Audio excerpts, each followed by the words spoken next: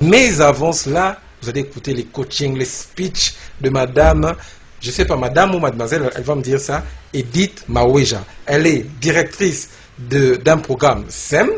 Elle est aussi encore manager en ressources humaines. Elle est tout à la fois. Elle fait beaucoup de choses à la fois et elle le fait très bien.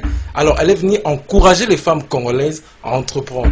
Alors, à qui je vais rapidement dire bonjour. Bonjour. Si vous nous suivez les soirs, bonsoir. Bonsoir à tout le monde aussi. Alors, mademoiselle Edith Maweja, vous êtes directrice d'un programme SEM. Alors, pourquoi vous êtes aquí? Dites-nous un peu.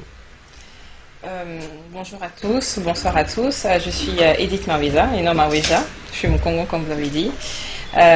Si je suis ici à Kinshasa, c'est pour soutenir un programme qui s'appelle Programme SEM, dont je suis la directrice. C'est un programme qui est spécialement basé sur l'éducation des enfants.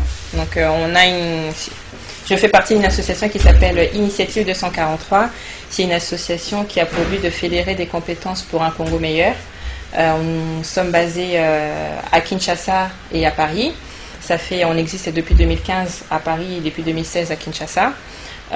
Nous sommes là pour promouvoir l'éducation, en commençant par les enfants, les jeunes et les femmes. Parce que, comme on dit toujours, l'éducation est la base et surtout c'est la clé pour promouvoir un pays. Donc nous, on finance premièrement le programme SEM, c'est un programme qui veut simplement dire soutien aux enfants de Mpassa. Soutien aux enfants de Mpassa. Oui. Donc c'est formidable, oui. C'est très bien. Vous avez quitté la France pour soutenir les enfants de Mpassa. Oui, je pourrais même quitter pour soutenir les enfants de Kikwit, peu importe, mais pour l'instant, on commence à Mpassa. Et ce programme-là est divisé en deux parties. On a la première partie qui est spécialement basée pour financer l'éducation des enfants. C'est-à-dire qu'on paye les frais scolaires, on paye les équipements scolaires. Et on a une deuxième partie qui consiste à mettre un lieu pour les enfants. Ça sera un centre d'animation qui va permettre aux enfants de pouvoir avoir des activités ludiques, avoir une salle informatique et permettre aux enfants de s'épanouir autrement. Parce que à Kinshasa, on a ce qu'on appelle l'école est divisée en deux parties. Il y a ceux qui partent le matin et ceux qui partent le soir. Donc ceux qui partent le matin, quand ils rentrent l'après-midi, généralement les petites filles c'est pour s'occuper des petits frères ou faire à manger. On les apprend à faire à manger. Et les petits garçons c'est un peu jouer au foot, un peu rentrer le soir et manger, dormir. Et nous on a trouvé que c'était important de pouvoir créer un lieu pour encadrer les enfants. C'est-à-dire que les enfants puissent avoir un endroit où on pourra les aider à faire leurs devoirs après l'école, ce qu'on appelle le soutien scolaire, un endroit qui va permettre aux enfants d'apprendre les outils informatiques numériques. Je travaille dans les ressources humaines. D'ici 2030, on aura beaucoup plus de métiers qui seront en lien avec l'informatique qui vont se créer. Donc c'est de pouvoir conditionner les enfants au futur qui va arriver, le monde numérique. Et aussi pouvoir rassembler les enfants parce que on mélange souvent les activités on sépare plutôt les activités des garçons et les activités des filles.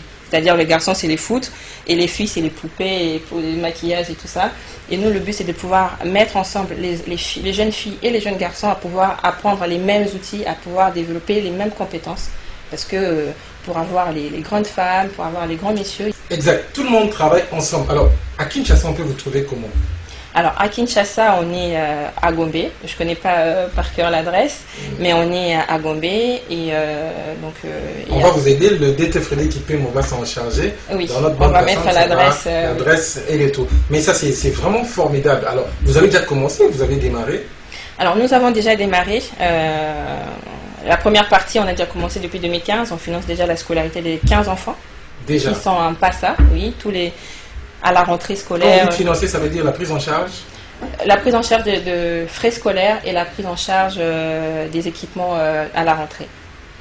Donc aujourd'hui, avec le chef de l'État, on a maintenant la rentrée, l'école qui est gratuite pour tout le monde. Justement. Mais ça ne touche pas tous les secteurs parce que nous, on est dans le secteur privé. On travaille avec une école en collaboration qui s'appelle Sainte-Lucie. C'est une école catholique. Donc c'est une école où on paye les frais scolaires qui revient à peu près à $150 l'année pour chaque enfant. Et donc nous, on prend pour 15 enfants $150 la rentrée et les fournitures scolaires.